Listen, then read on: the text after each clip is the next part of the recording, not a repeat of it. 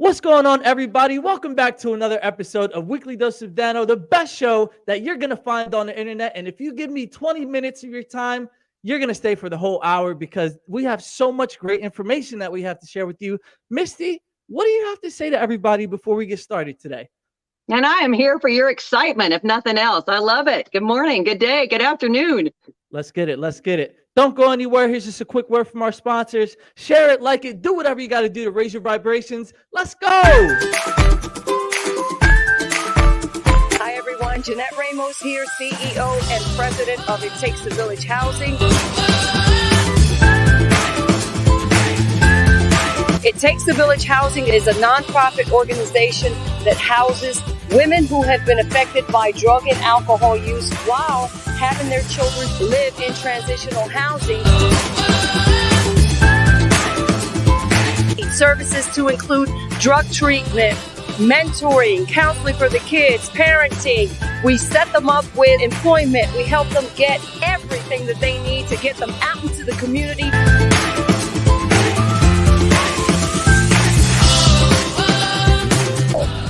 Go to our website, ittakesavillage1.org, and donate. Donate whatever your heart desires, and let's change families one at a time.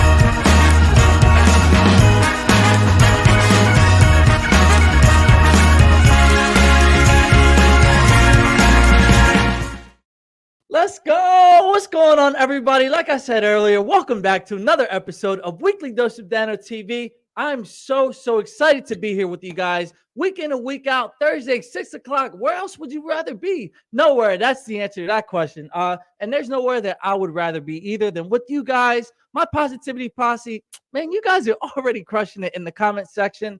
You already know what I got to say to you guys. If you're watching this right now on the replay, wherever you're watching from, let me know. And if you're rocking with this content, drop a hashtag positivity posse so that I know you're rocking with me, so that you're engaging, pouring the good energy into me, into yourselves, and into the universe as well. Because we all know that everything that we do in our inner reality will manifest in our outer reality. So if you're high vibration and you're spreading that positivity, you're just going to see more of that in your world as well. My guy Omar, what's going on, man? I miss you too. It's been very interesting, now that I'm not there anymore, but it's all for the better. So I hope everything is going well with you. And I have some big news too.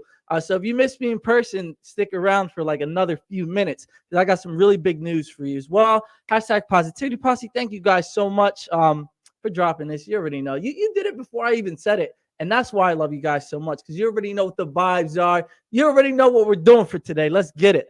Josh, my hashtag pot. Thank you, Josh, for being here as well. Dropping that. Eagles 6-0. Let's go. Yo, the Phillies are on a hot streak right now, man. I know we may not be the best team in the MLB, but all you got to do is find a little bit of momentum And once you ride that momentum in, you never know what could happen. They've been surprising to say the least. I don't think that anybody predicted that they would have come this far, but we still got some more work to do. So we're happy with, the Phillies going to in the playoffs right now and trying to win that chip. And the same thing with the Eagles as well, man. Too bad we're on a bye this week. But Philly sports are on fire is right. Even the Flyers, I think the Flyers lost, or did they come back? I was watching the Lightning game, and I know they came back. But Philly sports, it's a great day to be around and in the Philadelphia area because we are absolutely killing it, just like you guys are as well. So, all right, there's 2 announcements that I want to make, and then we're going to read the book for affirmations, and then we're going to bring Misty on. So let's get right to it, guys. Let's get right to it. Number one is right here. Saturday. I thought today was Friday. It feels so good. I just have that warm feeling right now. And, I just feel like the weekend has started already. And depending on where you are, if you don't work on Fridays, then the weekend has started for you. But Saturday is what I meant to say. October 22nd. Happy early birthday to my brother Lou. Shout out to him because his birthday is on the 22nd.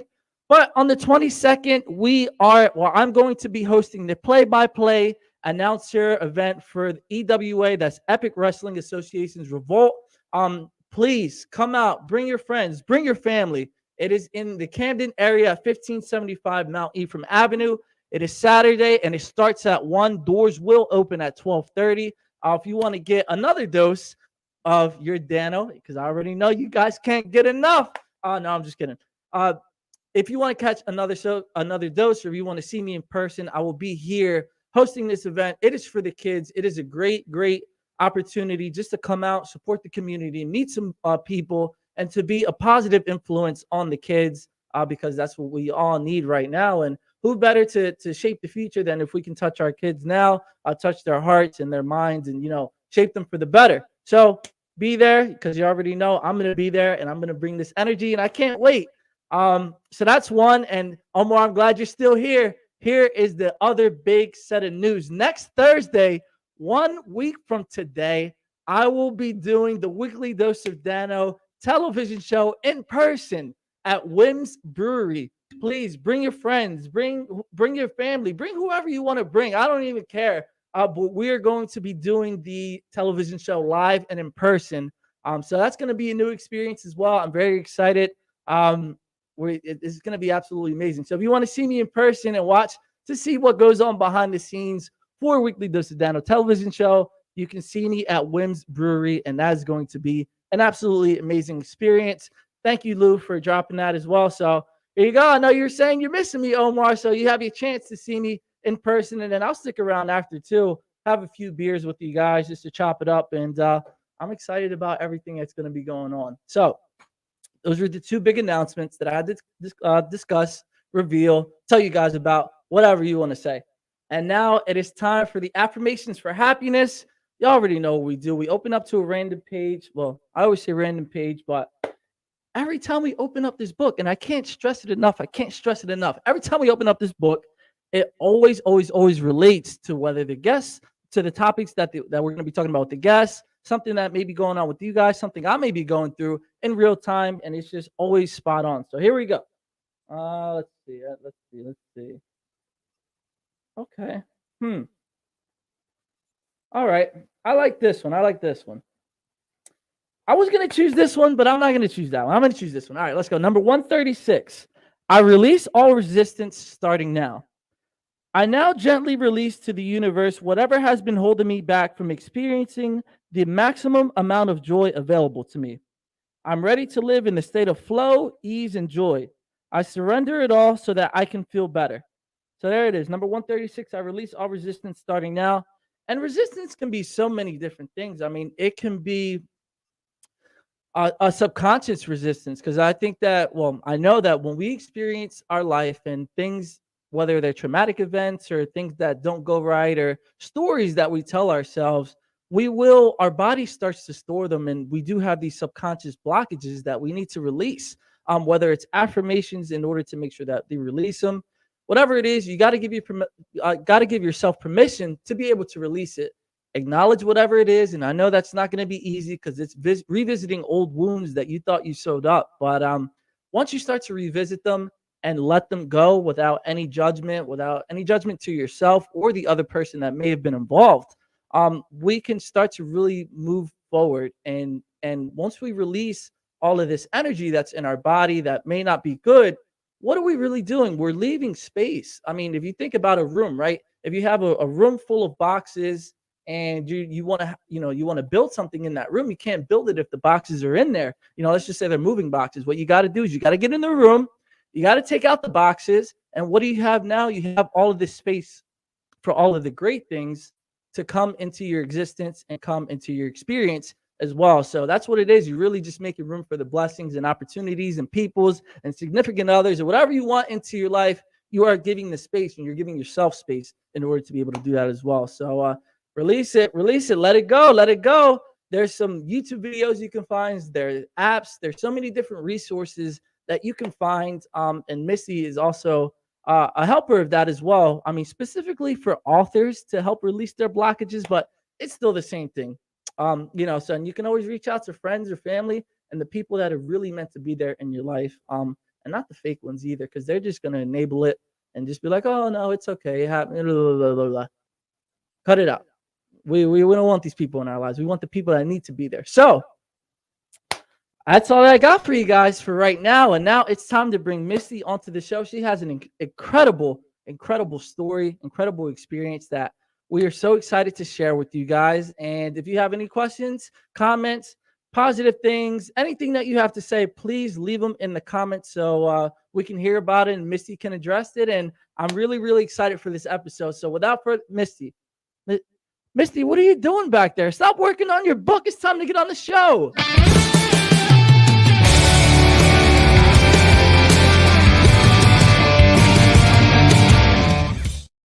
Misti, how's it going? Hey, it's wonderful. Absolutely. What a great segment. You set me up so beautifully. Like we planned it, even though we didn't. So 136. Everything that you're about to see is absolutely raw and unscripted, and it's going to be so transparent. So let's start out with the first question. I always started out the same way. How's your day going so far? My day is very magical day indeed. Always a very magical day indeed. And why?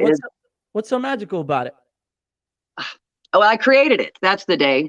That's magic. I created it from the moment I got up. And I want to tell you, everybody's an author. You said I like to help authors. If you have a pen and a paper, you're an author, and you can use the same magic that I use to create my day. So you set me up for that. Oh yeah. I can't wait to hear about all of the great things that you have, and your journey is really something that's pretty unique because like I said, I haven't heard too many people about it. Like I've seen TV shows about people going into the world. All right, here's the spoiler. I've heard, seen, beyond, whatever it is about going into nature, finding themselves and coming back into society. So I remember you said when we had our phone call that you were still trying to conform to society and learn how everything goes. How's that been going for you? It's good. It's been a big flex for muscles. I am 55, and technologically I'm all 55 of that. So I was starting to remind myself of that woman who can't use a remote. But then I knew I want my books to get in more people's hands. I want to help more people. I got to step into technology.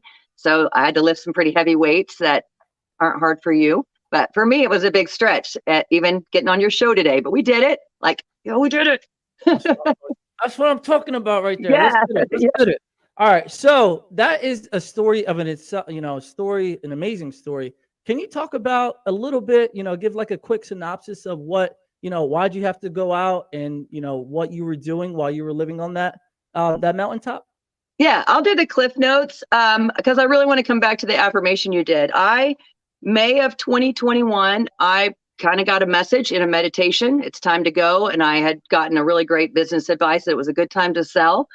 And so the two things came in, and I bought a mountaintop, 77 acres, and my disabled son and I moved up there. And I thought I'd have power and water and all that momentarily. And we left 8 months later and still didn't have all the facilities. We just moved back into a home 2 months ago. And it's been very interesting learning. But during that time, that's where I discovered the power of writing. Back to how can I have a good day? Because I was not having a lot of good days up there. And so I had to just learn to write the story that I wanted it to be, given the circumstances I was in. And that's where I really learned to appreciate my life. And that's where the magic unfolded for me. And hence was my new career was born, is writing the books and helping people use words to create their own lives. Wow. And like I'm telling you guys, I don't know if I can do that to live without power and water and all the resources and kind of the things we take for granted on a day-to-day basis. But here's what I'm really want to know about that situation. So Okay. when you have that time to, kind of disconnect from everything, whether it's society or, just the grid, really, what was the biggest thing that you learned about yourself during that time? Oh, I don't even know what kind of language you're allowed to use here, but I was full of it, all of it. Everything, every thought that I had was absolute BS that had been stored by someone else into my brain, and I just filed it into the appropriate files and went with it. And then up there, very short example, I always consider myself very resourceful, because if something went wrong, I would just Uber, my children would get to school, or never, done, resources. On a mountaintop, there is no Uber, there is no Instacart, there is no internet. You have to figure it out. And so I became a very resourceful person, even more so than I was out in society. So, but some of the things I did, I lost 140 pounds. I've been sober. I changed my entire career. And I want to say, I wouldn't have chosen that. I just chose the path after I ended. That all became because I was in a very awful, unsafe relationship, and I needed to hide. And I went too far. I hid from men literally on top of a mountaintop, and that was unnecessary. So all the fun and yummy and love and strength is great, but I got myself into a situation I could have gotten out of without having to learn all those lessons. So I pay more attention now. Hey, and you know what? I mean, I know everybody's story is different, and I don't want to, diminish anything. But you said that you don't think it was necessary. For me, I firmly believe that everything happens for a reason. And what Thank if you would have never gone to those places? How can you say that you would have learned the lessons that you needed to learn to get to where you are today? And I think that's very important. And you know your story better than me, but I'm just saying, I'm just gonna raise like what they say, take everything with a grain of salt. But like I said, I think everything is very purposeful, and everything is towards the advancement of our soul elevation. Like I said, I can go on a tangent about that, but Mhm. when you were up there, right? And I think, well, I don't think I know. So we've never talked about this before. And when we were on the phone before, it was about you going up there and everything being intuition based versus goal based. And a Mhm. lot of people think that in order to achieve success or whatever it is that they're trying to achieve, they need to put their head to the grindstone and grind and work and hit goal after goal. But in order to get those goals, you got to grind. But you said that everything is very intuition based for you. Can you really help people understand why intuition is more of a stronger way to live and to achieve your goals versus being goal driven?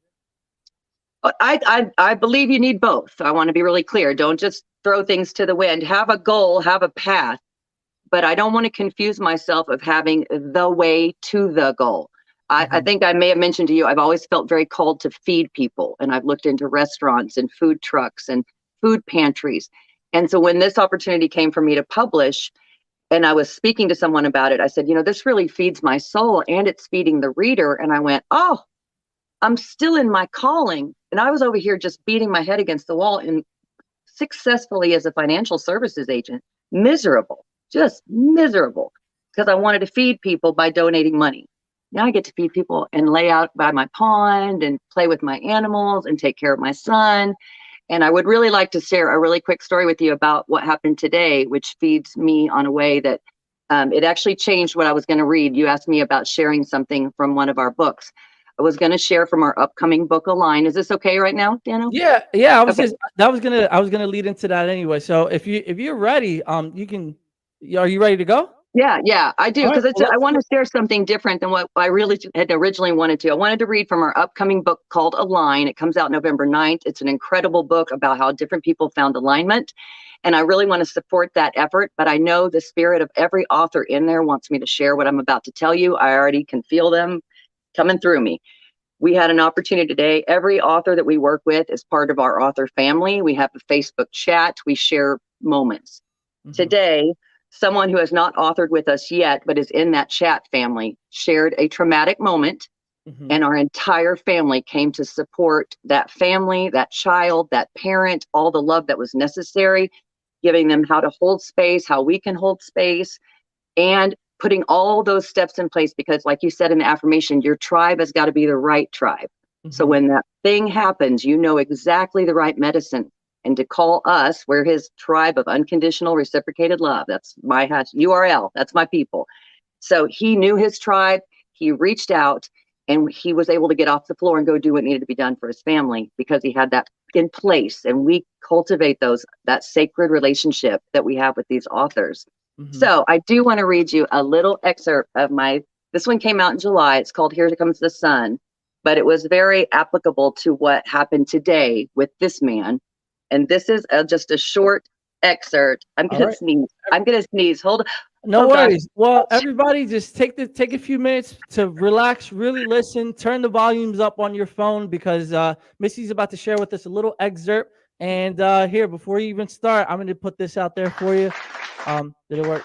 There it is. There it is. There it is. All right, everybody, listen up. Here you go, Misty. You got the floor. Okay. This was just after I really learned one of the most painful sentences of my life. I was told a truth that had happened many years ago, and I didn't want to know it in any way, shape, or form, nor would anyone.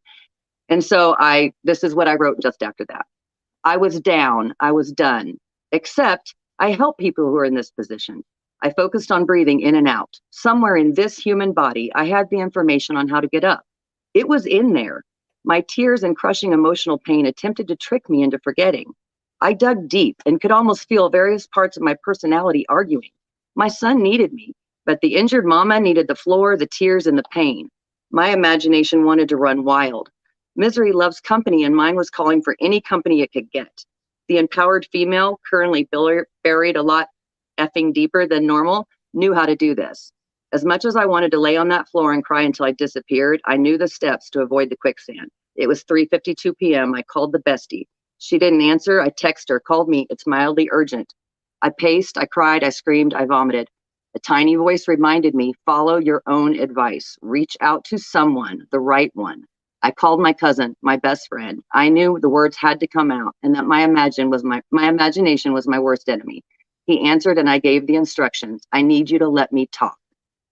And then I went on and told him sentences I never wanted to say to anyone in my life. And he allowed me to say all the words, which included planning to make a crime against a person, which obviously he knew I wasn't going to commit. Mhm. He let me step those words out. And then they told me, now step up, go over to your happy jar. Everyone knows I keep a happy memory jar. And I was forced to read one through my crying, through my nose running, and bring myself back to a moment of bliss so that I could see that what was happening was in a very beautiful, blissful life. I was having a moment of crisis that I needed to grieve over, but my life was not over. My life was not changing. And that gave me the strength to help my family through what we needed to go through next. So today we got that text. Something is happening in my family and it's a big one.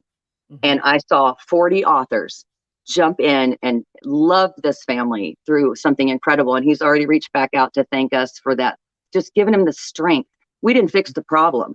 We just dispersed the pain so he can take care of what he needs to. So thank you for letting me share that. But that happened today and that feeds me.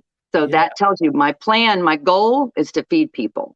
I'm not going to get stuck on whether that means carrots or words or salad or making you breakfast at a bed and I'm not going to get stuck on that. I'm going to feed people. That's my purpose. So Wow. And that was absolutely amazing. Well, for the Positivity Posse, we're sending him love and light as well and positive energy. Thank you. Thank you. I will receive that for him and share that with him. Thank you. Of course. And one of the things that really stood out the most in what you just mentioned is, the story is amazing, but I think a lot of people don't view the world or their life in what you just said, where most of it is all great things. And they'll take that one moment of negativity or something that's not going so well, and they'll blow it up and they'll magnify it. And that's the only thing that they can see in front of them. And like you said, when you have this support system that help you bring it from here all the way down to here so you can see the solution, that is something that you need to have within your life. Now, I want to talk about that. How do you know who's really there for you in your life and really wants you to succeed? Like, how do you see through all of the people and all of the nonsense that claim that they do, but they're not really there? What are some of your indicators? So it's not foolproof, but for me, I looked back, I had to get serious and look back on my life for all the people who screwed me over. Every one of them, I had said something to someone saying, I'm suspect about this person, or I had a bad feeling here. And then I just chose to disregard that because they were pretty or, something, So for me, I had to first listen to it and then say, okay, I listened and it did actually turn out to be true. So number one, trust yourself. That's the hardest part. And then the second one is writing the story. Like you said, don't write it from up here. Like if something bad has happened, okay, well, that happened today. I got fired. What happened before that day? Where was I yesterday before this horrible event happened? What was I working on? Where was I trying to better myself? Don't forget about those things just because this really tragic event happened. Don't forget you were on a diet. Don't forget you were still running in the mornings, or that you meditated, or that you talked to your girlfriends on Friday nights. The firing or the tragedy is still there, but it's like you said, it's such a teeny part of the window of the day unless we blow it up again. So I don't know. Yeah, it's a long answer. No, not at all. But those are the things that people need to understand, because I when it comes to meditation and feeding yourself with the right stuff, these people, I don't want to say these people because everybody tends to do it. I do it as well. But it's really important to take a second to step back, and that's what I think meditation does for me. I always do it in the morning because I like to set the intention, or anything that's going to happen to me. I know that I attracted it, but it's all going to be great, and it's all going to be the experiences that I want to experience. And let's say if I am having a bad day, I'll do the meditation again. I'll do it a second time in the middle of the day just to release all the energy and to just say, hey, I kind of need a break, or even a nap. That'll work as well. But I want you to talk about that idea of meditation. How did you get started into it? And what advice do you have for people that want to get into meditation but don't know how to start? Well, I was a very OCD person, identified as an OCD person for a very long time. And so meditation was painful to me. I believed that it was the act of making my brain empty, which is actually not possible. So for me, I kind of meditated in resistance format. And my first goal was just to learn. I started with counting, just sitting and counting. And it may even need to be before that. Sometimes people need to just sit and maybe say the ABCs or count by fives. Just make your brain get on one lane of traffic. Now, obviously, everything online, there's books, there's lots of different ways you can learn to meditate. So I'm not the official there. But what I personally do is I write with an intention. I'm looking for this relief from this chaos or frustration. I usually write it down on paper. And then I have a beautiful place outside that I like to sit. And I just sit and stare.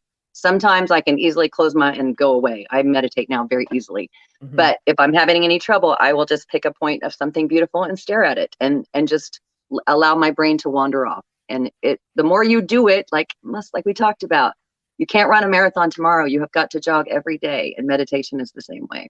Yeah, and I agree with that 1000%. So thank you for that, because I know there's a bunch of people that say, oh, I hear it literally almost every other day. They say, oh, I want to meditate, but I don't know how to start and it's too hard. So you heard it from Misty and you're hearing it from me. Just try it and just start. And it is going to be a process, because I remember when I first started out, the first time I ever tried it, I was watching like some video that I shouldn't be watching. And the first night that I did it, I actually had a nightmare. And I was like, oh, that's because of the meditation. No, I really had the wrong idea. And I was like, you know what? Let me keep trying it and trying it. And then that's how I was able to, it may sound crazy, but it's true. I was able to like teleport to like other worlds, or like go into outer space and all these things. It's just so many beautiful moments that have happened. So start today. And I want to talk about what you just said, whether you're having a great moment or a really bad moment. When you're in the middle of these moments, right? And then, for the second half of the show, we are going to talk about, how you feed people and being an author and all these great, amazing things. But I just feel really like this is the point of emphasis right now. Yeah. So when you have these big moments that come into your life, whether they're positive or negative, where do you find the courage in order to fight through these experiences? I have an answer, and it triggers some people. So I'm just going to be upfront. I treat myself like a 2-year-old. Because if I tell a 2-year-old to do something, I expect it to listen. Yeah, I shouldn't say it. I expect he or she to listen. but you have some grace if they don't. You know, if you say 2-year-old get down and the 2-year-old doesn't, you just don't go, what are you, a failure? I can't even believe you tried this anymore. So I have a little bit of grace with myself. If I see myself acting out, and I kind of now have to joke because I've done it so long. I'll say, okay, we need to call someone because I want to hold myself accountable. Why am I acting this way? They'll be able to hear it. And then I can usually go, oh, you're acting that way because you haven't had anything to drink today and you're dehydrated. So your brain is acting crazy. So I can usually 2-year-old myself. So I know that people don't like to be called 2-year-olds, but if you are misbehaving, you are acting like a 2-year-old because we do know better. We do have the intuition. We are just as smart as every other mammal on the planet. We really did come with our own instructions. We just forgot. Yeah. So when I'm having one of those bad moments, I don't like that feeling of pain and suffering and despair. It is the lowest vibration for me that I can bear. And when I begin to even feel that first thought of, why am I even doing this anymore? And you know, this is your passion. Every entrepreneur knows this is the passion of your life. So when I have one of those moments, I just go, okay, 2-year-old, is it a nap? Are you hungry? Have you had water? Do you need a hug? Should you call a friend? I just go through the rundown like I do with I have a disabled adult. I ask him the same questions. He can't speak, but I check in. And usually that solves that when you're having those moments. Wow, I love that. And it's so simple too. And it really is simple, but I think we start to tell ourselves these stories that kind of talk ourselves out of it, or we make it a lot more complicated than it needs to be. So, you know, there's point A and there's point Z. And, you know, like if we're trying to get to that point Z, the story that we tell ourselves will pop into our world. So, you know, we say that all these things are going to happen. That's when the snakes and the fire and the divots and all these things come about into our lives, when it's really, like you said, go through a checklist, review what you need to do within yourself to change it, and it will happen that way. So we're just going to take a quick commercial break. Don't go anywhere. In the second half, we're going to be talking about kind of like healing, and we're going to be talking about feeding and being an author and all these great things that you have to share, because man, you're on fire right now. We're on fire right now. So don't go anywhere. Share this episode, like it, comment, do what you got to do. And we'll be right back after a word from our sponsors.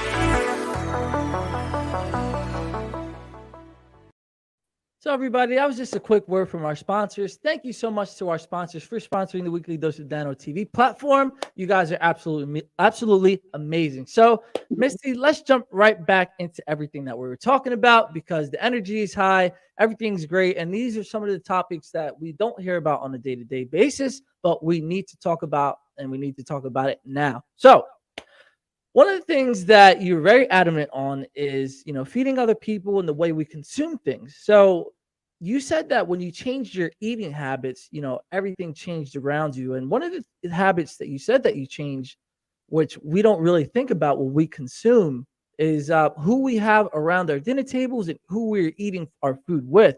How did you come to the realization that, people are also involved with the things that we consume, and when we're eating around them, we need to make sure that they are the right people?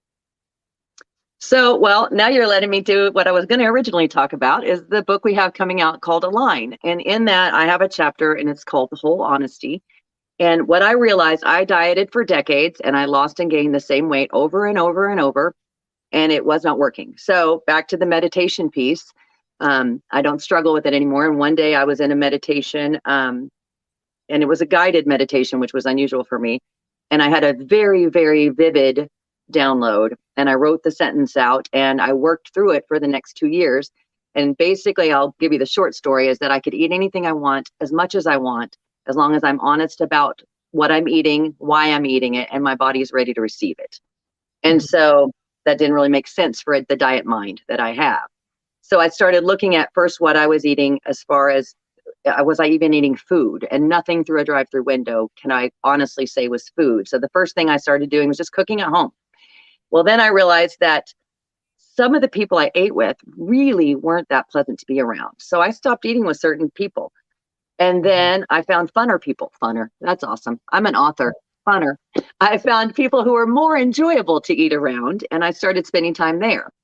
And then I would look out the window and notice that I didn't like the weeds in my backyard while I was eating. So I cleaned up my space around me and the clutter in my home. And I made my bed and just little things around me.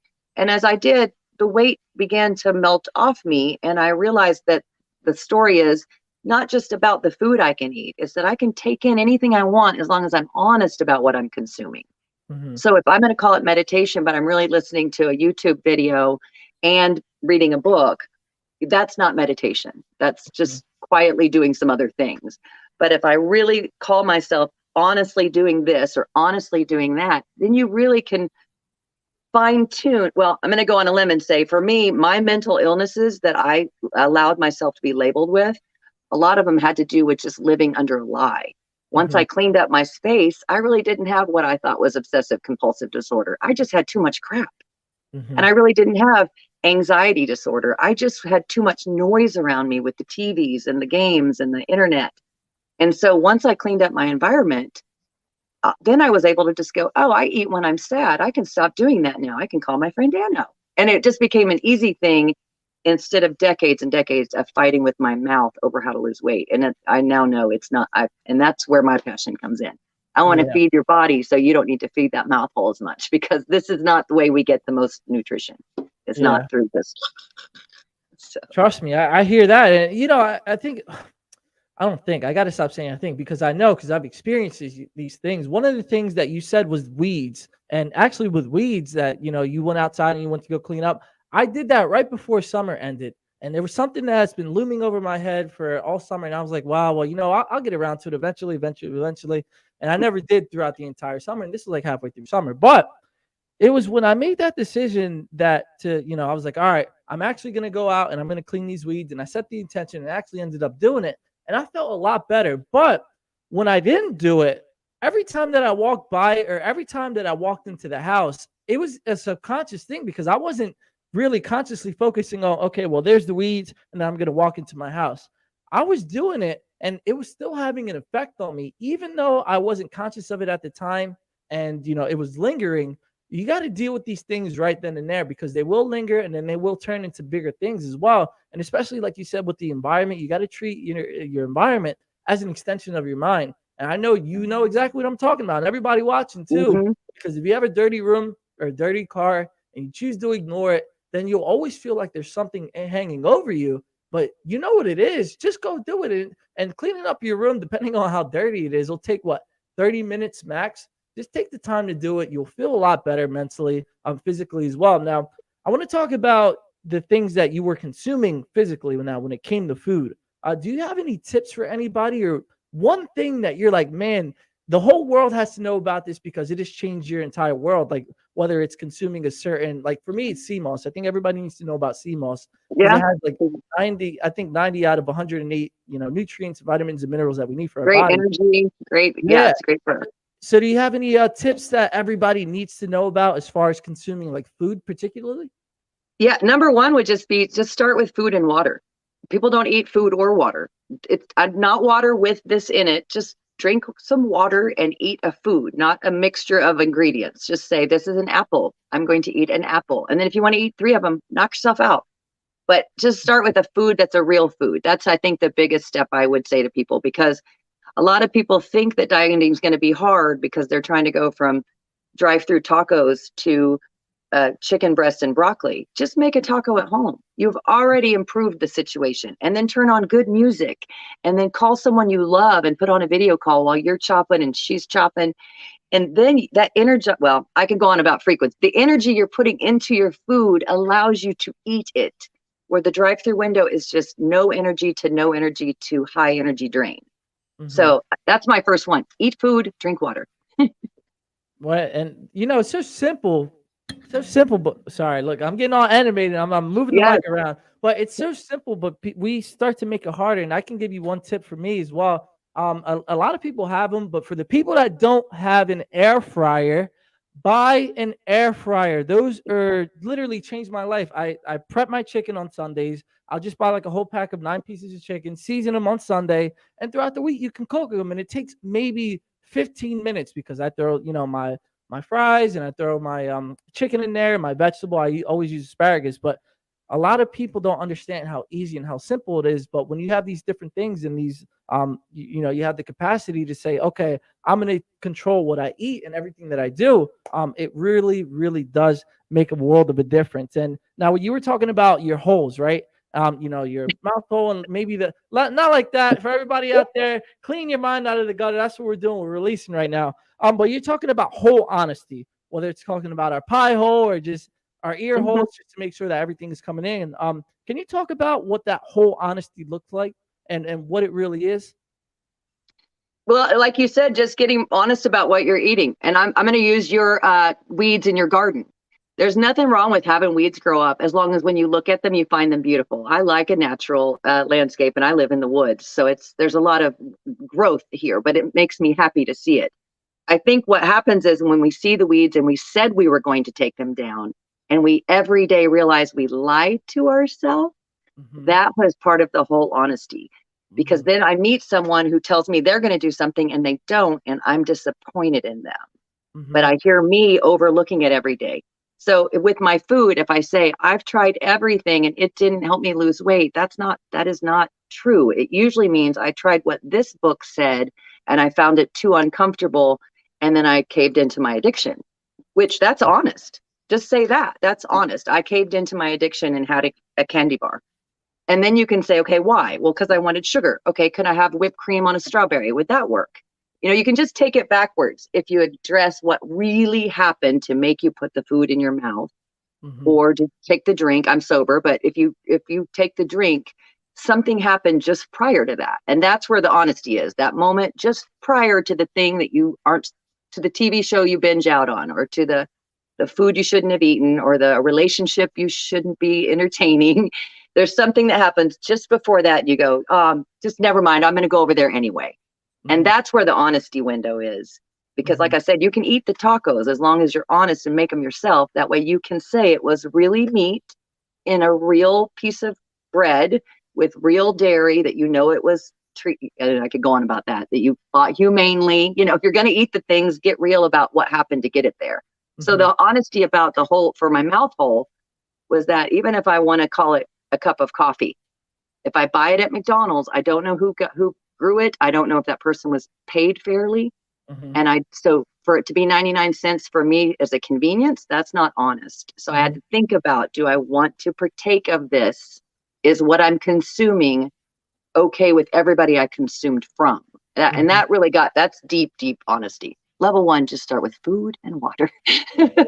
And it's all of these things do play a factor, because just because I'm drinking this drink right now, I mean, this is vitamin water with 0 sugar, but who knows all the steps and all the things that it took in order to be able to drink this drink, you know? And I think, Exactly. And yeah, same here. I have vitamin water right here, and I don't have foods that are not allowed now because now I know what my body considers food and mhm, what it doesn't. So I hear that. Right here, you just gave me a video idea.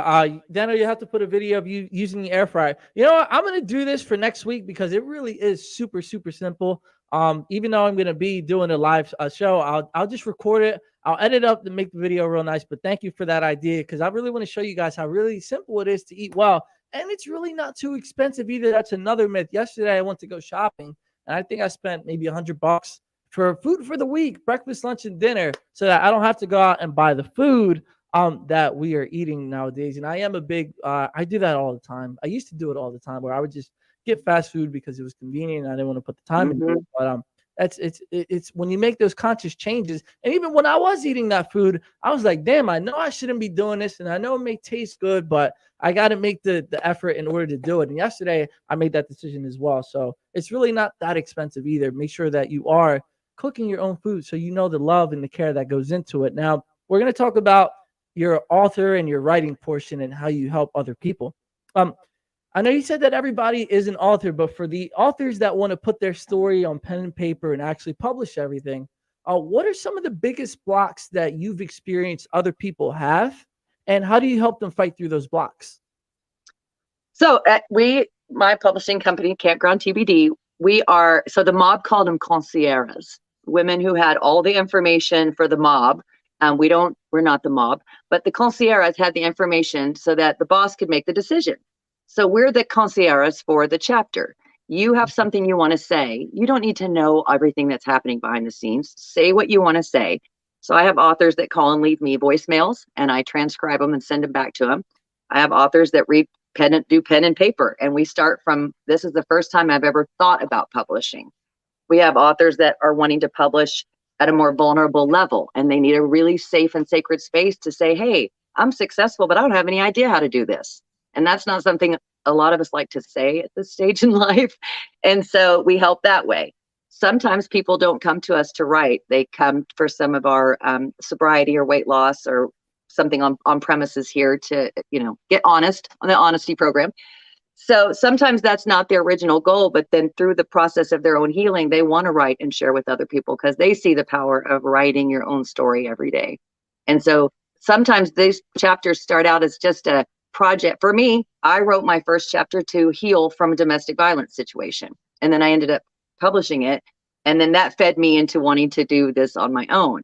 So people come for a lot of different reasons, but the growth within the author is they usually not usually, every single time they step a little bit further into their vulnerability, which is a place of honesty, as you know, and you don't have to practice for honesty. It just kind of flows out of you. And then at the end, they've grown. I always grow from these conversations with them. And then we get to put the book out and just sprinkle that out to the world for people who may not have been on this call or been able to have that conversation.